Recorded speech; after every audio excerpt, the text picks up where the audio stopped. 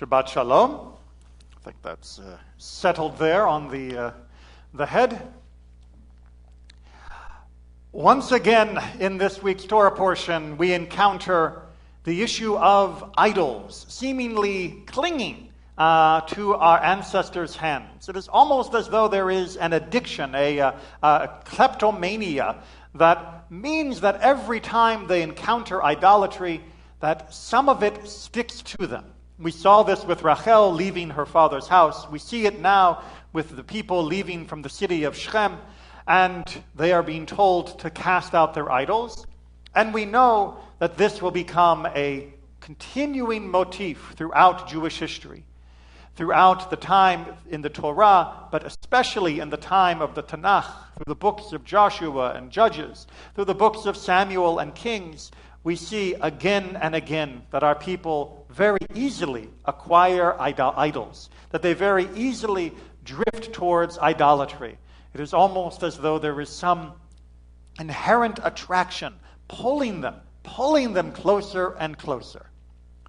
And indeed, there is an attraction. And despite what you may think, if you've never longed to worship a statue, understand that there is a definite human attraction towards the ideas behind idolatry, and which can, without care, lead towards it.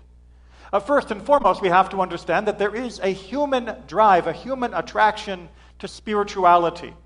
One of the, if not the, unique features of a human soul that sets our life apart from the rest of this world is a knowing attraction towards the idea that there is something more than the mere material.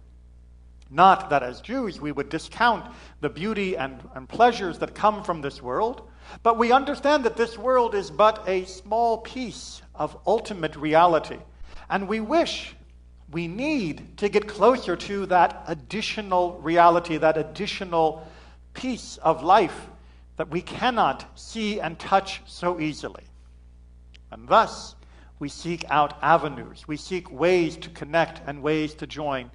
And as humans, as material creatures, what is more natural than looking for a physical object to be the focus of that intention, that will, that drive for something that is ultimately worthwhile? Imagine the alternative. Imagine trying to reach out with nothing as a pattern or as a structure to provide a link, to provide a channel for that passionate need for connection. Imagine how difficult it would be to establish or maintain a relationship with nothing tangible to hold on to. Think, if you will, if you were to share a home with somebody, presumably whom you loved and were cared for, but whom you could never see. Perhaps you work during the week and have to travel abroad, and they work on the weekends, likewise having to travel. And so the two of you share that space, but you never are in the space physically, eye to eye, face to face at the same time. Day after day, week after week, month after month, you believe the other person is there. You look for signs of their presence. The towels adjusted a little differently, a rearrangement of the cans in the pantry, small hints here and there that the other person is around. But imagine if it was impossible to call or leave notes or have any other way of blatantly acknowledging their presence or them signaling to you. You would become fixated on these small hints. But imagine how much happier you would be if you were to find, a small photo of your beloved. One that you could put prominently in the house, have it in that room, so that while you were thinking of them, you could look at them. And while looking at them, you could imagine them looking back at you much more easily than you could simply by grasping at the ephemeral threads of their presence that were scattered around the house. So too, when it comes to God, a picture, a statue, this makes it easier for a human mind to focus. It makes it easier for a human mind to believe that it has something concrete that it can hold on to. However, that is the problem. Because by believing that what we have is concrete, when we are grasping that idol, that statue, that physical representation of the divine, we are limiting God in that way. More so, though, we are not only limiting God, we are also creating God in our image.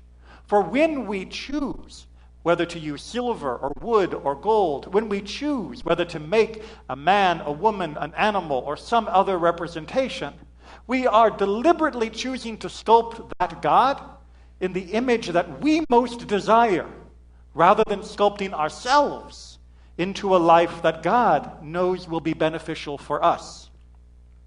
And most painfully, time and time again, we have seen that when people are free to choose the shape and figure of their own God, by some strange coincidence, the shape of that God tends to approve of all of their foibles while still condemning their neighbors.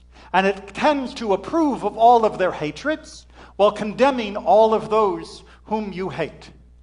Time and time again, we find that we create a God that gives us permission to be as bad as we already are, rather than asking us to be better and our best version of ourselves. And so, by putting this idol in our hands to control, we strip ourselves of the incentive to reach higher than what we could already imagine when we were sculpting it. So what does Judaism do?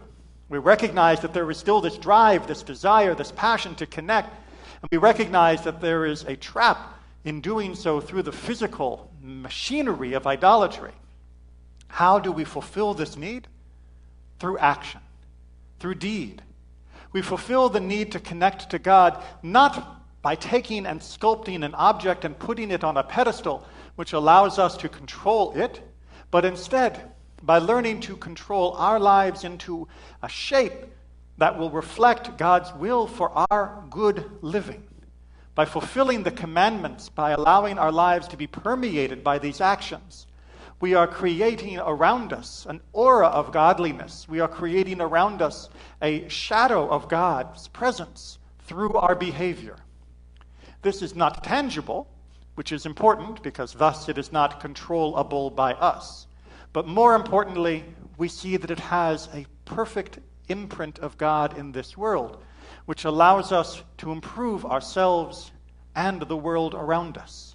Rather than being an inert object that merely sits there staring back at us, instead we create a passion, we create a presence in this world that allows God to be felt through the deeds that we do in God's name. Shabbat Shalom.